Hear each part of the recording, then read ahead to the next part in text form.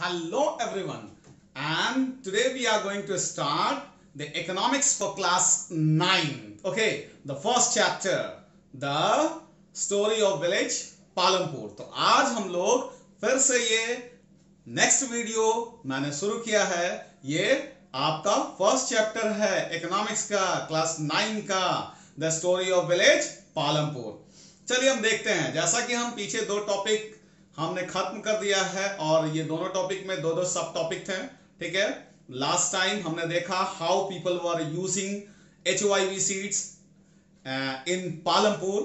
पालमपुर में किस तरह से लोग HYV सीड्स यूज कर रहे हैं, किस लिए भाई? To grow more and more production, more and more food grains from the same piece of land. नहीं, पहले हमने देखा कि किस तरह से लोगों ने पहले मल्टीपल क्रॉपिंग शुरू किया पालमपुर में। आपने देखा था ना, खरीफ क्रॉप्स, रबी क्रॉप्स, पोटैटो, शुगर केन, ये सब हमने देखा था। फिर उसके बाद मल्टीपल क्रॉपिंग को चेंज कर करके 1960s, लेट 1960s में आए, तो हमने वहां भी देखा कि how people started to use modern farming, HYV seeds. नहीं, because of the use of HYV seeds we saw how the yield grew rapidly। नहीं, किस तरह से प्रोडक्शन बढ़ा तेजी से। नहीं, हमने देखा ना, the same piece of land 1 hectare में 1300 kg वीट उपजता था, उसी में कितना उपजने लगा? 3200 kg पालमपुर में। पालमपुर का एरिया ऐसे भी वेस्टर्न पार्ट ऑफ यूपी से मिलता जुलता है, उसी तरह से प्रोड्यूस करता है फूड ग्रेन्स को। तो ये सब हमने पिछले बार देखा था। लेकिन एक बात हम बताए थे आपको कि because of using HYV seeds, है ना, HYV सीड्स सब में यूज कर सकते हैं। ये रिच फार्मर्स के लिए जरूरी है। क्यों भाई? क्योंकि इसमें चाहिए, जब HYV सीड्स यूज कर रहे हैं ना, तो हमें जरूरत है, किस चीज की जरूरत है भाई? Plenty of water. नहीं, क्योंकि पहले देखिए, आप पुराना ट्रेडिशनल फार्मिंग में जाते थे तो उसमें काउ डंग यूज करते थे और नॉर्मल वाटर से हम इरिगेशन कर पाते थे।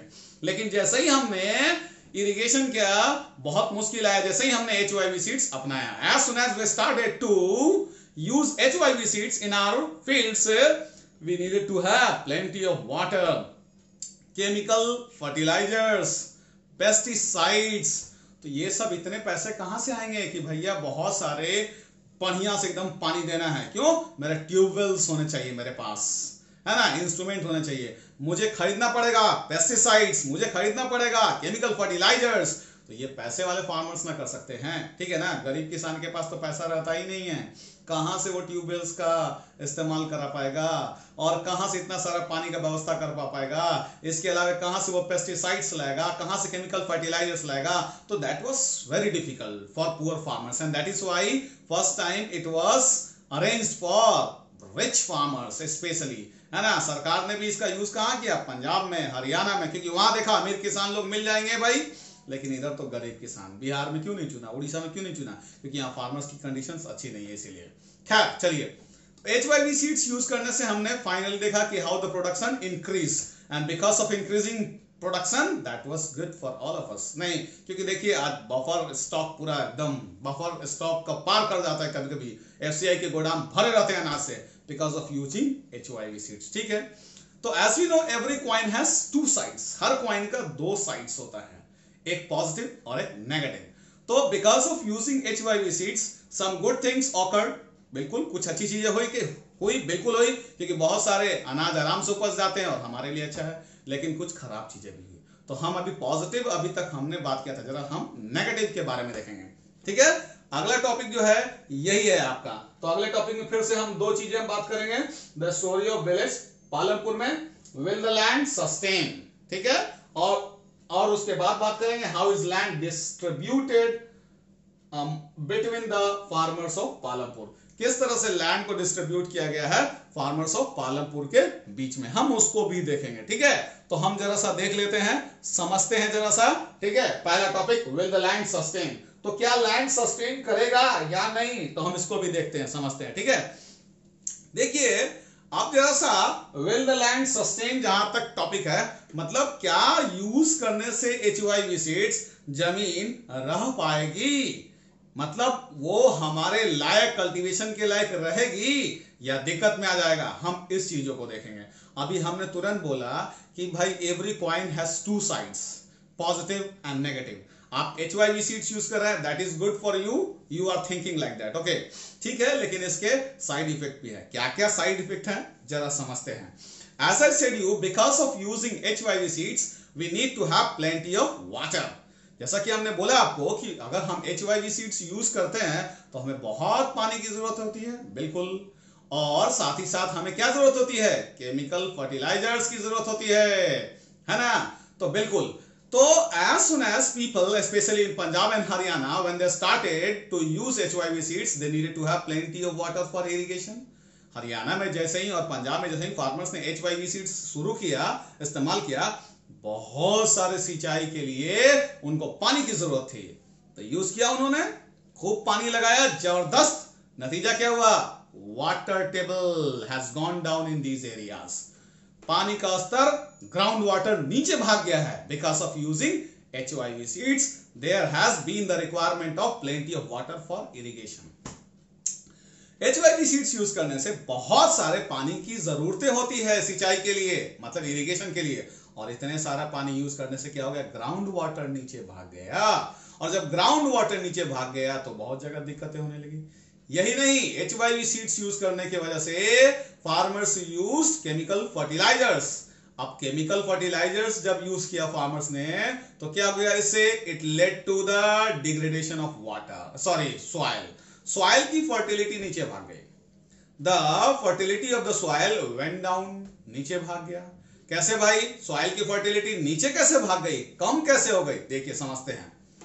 जब केमिकल फर्टिलाइजर यूज किया जाता है तो वो डिसॉल्व हो जाता है पानी में इरिगेशन के टाइम में। तो डिसॉल्व हो गया तो जो पार्ट प्लांट्स के जड़ों ने सक कर लिया, जो पार्ट पानी का, जो केमिकल फर्टिलाइजर वाला, तो वो तो ठीक है, लेकिन जो पार्ट नहीं सक कर पाया वो नीचे चला गया। It goes deep deep down and finally dissolves in underground water, नीचे वाले पानी में चल जाते हैं। तो इससे क्या हो गया, वाटर भी पॉल्यूट हो गया। यही नहीं, chemical fertilizers kills, chemical fertilizer kills bacteria, वो बैक्टीरिया जो अच्छे हैं सॉइल के लिए, ठीक है। At the same time it also kills some other ingredients which are good for soil. As a result of it, it has reduced the fertility of the soil. क्या हुआ, soil की fertility कम हो गई इसके वजह से। Because of it, the fertility of the soil has gone down. Soil की fertility इससे क्या हो गई, कम हो गई। तो देख लीजिए इसके side effects। एक तो पहला हो गया, excessive use of water has caused the water problem. Water table has gone down.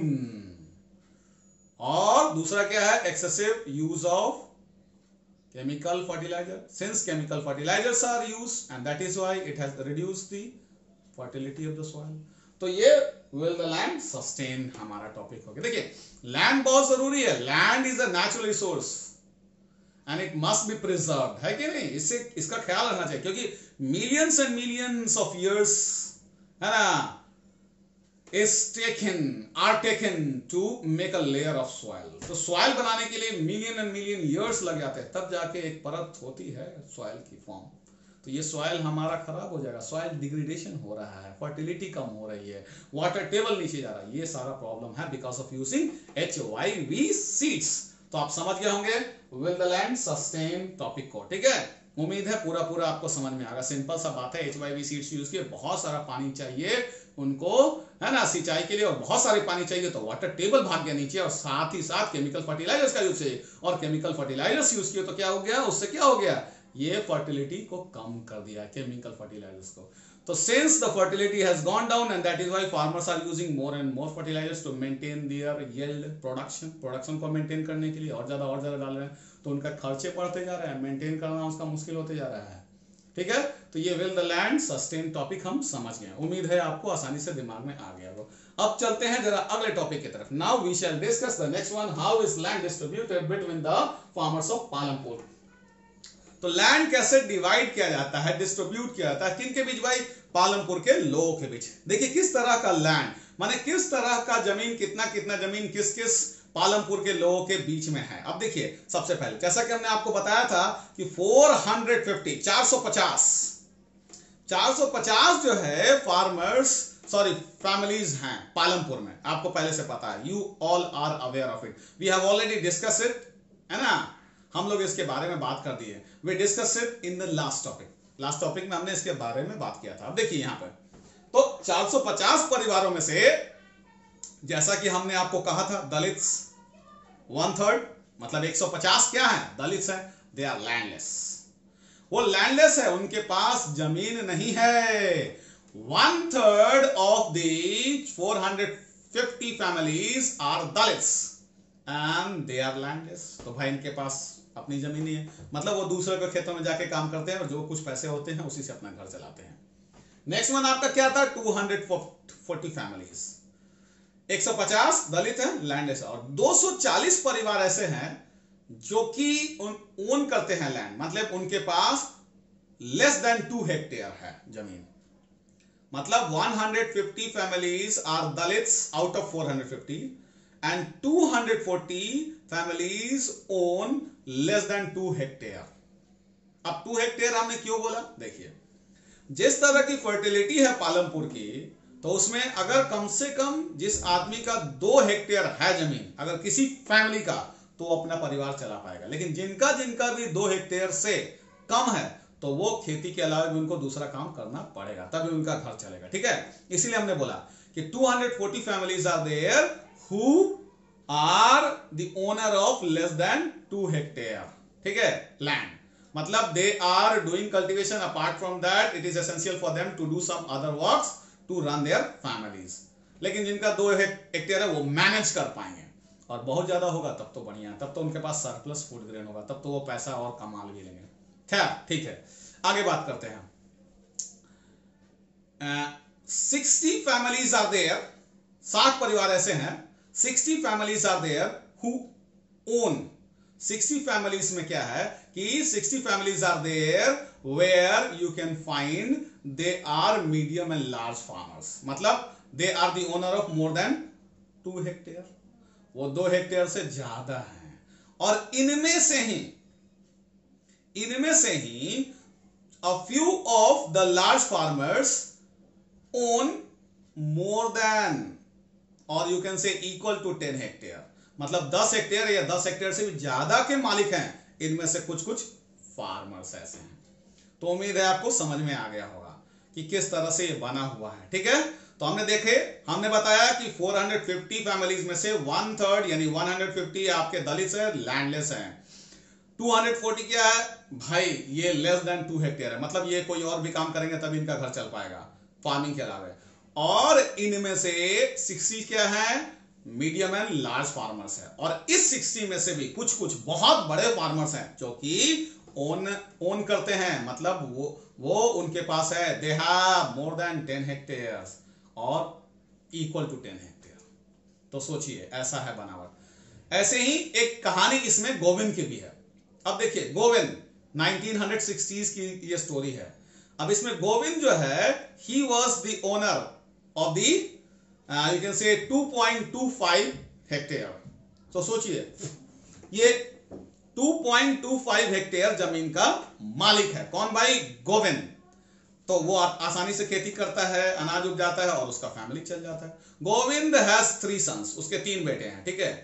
तो आसानी से वो खेती करता है, घर चला लेता है, इसके अलावा भी कुछ काम किया जाता है। लेकिन after his death the family the sons divide the land. तो हर एक के हिस्से में कितना आ गया, 0.75 हेक्टेयर। ये पूरा मिलाकर के 2.25 हेक्टेयर था गोविंद का, और गोविंद के 3 बेटे, तीनों को 0.75 0.75 0.75 हिस्सा लगा सबका। तो अब तो कम हो गए ना 2 हेक्टेयर से। As a result of it they had to do some other works, उनको और भी काम करना पड़ा, यानी कल्टीवेशन के अलावे और भी काम करेंगे तभी घर चल पाएगा। तो ऐसी स्थिति आ गई। ये तो था how the land is distributed between the farmers of Palampur. आपने देख लिया 450 फैमिली वाला ये गांव, जिसमें 1/3 यानी 150 लैंडलेस है, 240 उनके पास लेस देन 2 हेक्टेयर है, और 60 जिनके पास 2 हेक्टेयर से ज्यादा है, और इन मतलब वो मीडियम एंड लार्ज फार्मर्स हैं। और इसमें से बहुत सारे जो है कुछ a few of the large farmers own है ना, 10 हेक्टेयर और मोर, 10 हेक्टेयर या उससे ज्यादा के मालिक हैं। तो उम्मीद है आप समझ गए होंगे ये दोनों टॉपिक, ठीक है। तो अगर कमेंट करके मुझे बताइएगा ये वीडियो आपको कैसे लगी, अगर इसमें कुछ गड़बड़ी मिले या आपको लगता हो कि नहीं सर थोड़ा सा और ये इसके बारे में बताइए, कोई एक चीज आप बताए हैं वो मुझे समझ में नहीं आ रहा है, तो जरूर मेरे कमेंट बॉक्स को भर दीजिए, उसमें बताइए मुझे कि क्या और आपको रिक्वायरमेंट है उसमें, ठीक है। मैं आपके रिक्वायरमेंट को जरूर से जरूर पूरा करने की कोशिश करूंगा। तो उम्मीद है मेरा लेक्चर आपको पूरी तरह से समझ में आ गया होगा और बहुत ही जल्दी अगले वीडियो में आगे के टॉपिक के साथ आऊंगा, और तब तक के लिए टाटा बाय बाय। हाँ, फॉरगेट मत कीजिए, मतलब don't forget to press the bell icon and subscribe the channel. Channel को सब्सक्राइब कीजिए और बेल आइकन को प्रेस करना ना भूलें। तब तक के लिए टाटा बाय बाय।